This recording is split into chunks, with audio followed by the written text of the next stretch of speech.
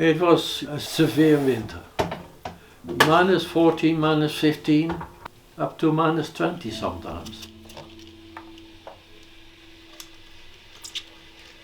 So you got rationing, serious rationing. Initially from 1 loaf a week to half a loaf a week per person. It lasted for 3.5, 4 months, that long. And that half a loaf was 50% wheat, 50% flour bulbs. You ground flour bulbs to flour, mixed it with wheat flour, and then baked bread. We all made up stories in the house. When the war finishes, I'm going to have bananas every day, I'm going to have oranges every day. We didn't even know what bananas were anymore.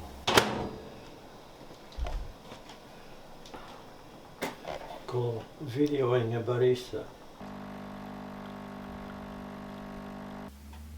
It was just Fata Morgana, you know, a dream world. That's it.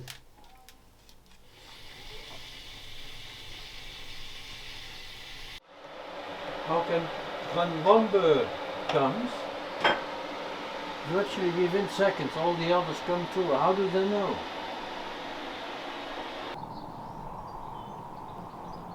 It was blue sky, so we were lying on the grass on the fields of the school, looking at it, and I said, look, very high up, and we saw small clouds around the aircraft appearing. We thought they were parachutists, but they were not. They were anti-aircraft fire from the Dutch. And one morning I counted 1,000 bombers, and it's a fantastic view. And they were very high up. You could see all their white stripes in the air, condensation stripes. So they went for miles. So a whole morning we saw them going backwards. They didn't necessarily come the same way back. I had 3 brothers. I was the youngest.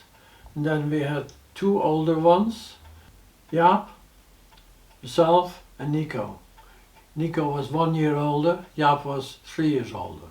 We all stayed at the primary school until 1943 and then went to the technical college, technical school, to learn a craft. My 2 elder brothers became mechanical engineering and I became an electrical engineer. The radio distribution system we had used a cable from one house to the next and to the next. You had 9 stations you could select, but in the last year of the war we only had 2 stations left. So we said, right, drill a small hole, tiny hole into the cable, a very thin nail, and plugged it into the cable, put a wire onto it, connected the wire to our headphone, so we could listen to the same station without subscription. That was of course illegal, so they started checking the cable. They had to feel the cable all along the length to where there was an interruption. Quickly pulled out the nail with the wire, but you could see a small hole in the cable. If somebody finds out, we're in trouble. The householder would be responsible for sabotaging the cable. They came around to our house and felt all over the house where the cable, if there was any interruption. But we had put a dead fly on the hole, so they wouldn't see it. But they found out. And then said to my mother, we could report you for that. And you know what the punishment is? Deportation. So my mom begged with them to let it, you know, it was obviously done by the kids and by mistake. So when did the Canadians liberate Northern Holland and what was it like? They liberated Northern Holland after the Germans capitulated.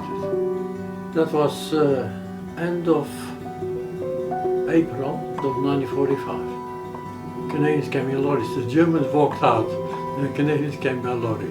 Yes, initially they did give chocolate, cigarettes, biscuits.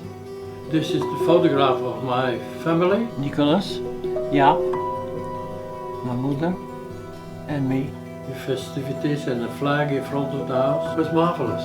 You see, you had whole street